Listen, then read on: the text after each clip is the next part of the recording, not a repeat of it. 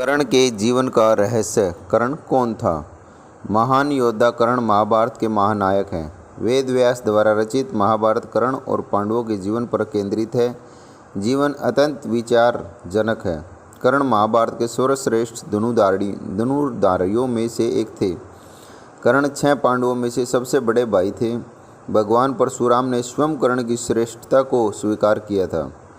कर्ण दुर्योधन का सबसे अच्छा मित्र था और महाभारत के युद्ध में वह अपने भाइयों के विरुद्ध लड़ा। कर्ण को एक आदर्श दानवीर माना जाता है क्योंकि कर्ण ने कभी भी किसी मांगने वाले को दान में कुछ देने से कभी भी मना नहीं किया, भले इसके परिणाम स्वरूप उसने अपने प्राण ही संकट में क्यों न पड़ जाए।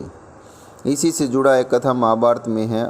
जब अर्जुन के पिता भगवान इंद्र ने कर्ण से उसके कुंडल और दिव्य कवच मांगे और कर्ण ने दे दिए थे। माता कुंती ने अपने महल में आए महात्माओं की सेवा करती थी।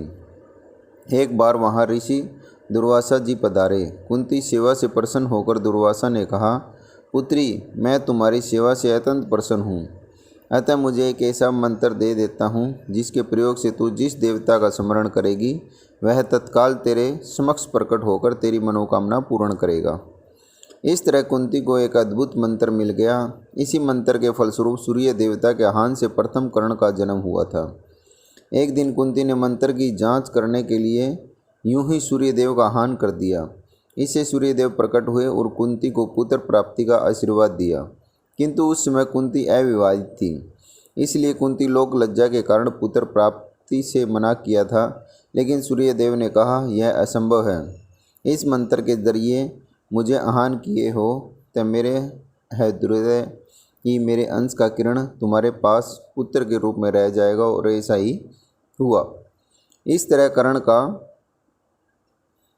जन्म होता है। तब लोग लज्जा के कारण कुंती ने उसे एक मंजूषा में रखकर रात्रि को गंगा में बहा दिया। बालक गंगा में बहता हुआ एक नदी किनारे जा लगा। उस किनारे पर ही भीष्म पितामह के सारथी अधिरथ अपने अश्व को जल पिला रहे थे। उसकी दृष्टि मंजूषा में रखे हुए शिशु पर पड़ी। अधिरथ ने उस बालक को उठा लिया और अपने घर ले गया। अधिरथ निसंतान था। अधिरथ की पत्नी का नाम राधा था। राधा ने उस बालक का अपने पुत्र के समान पालन किया।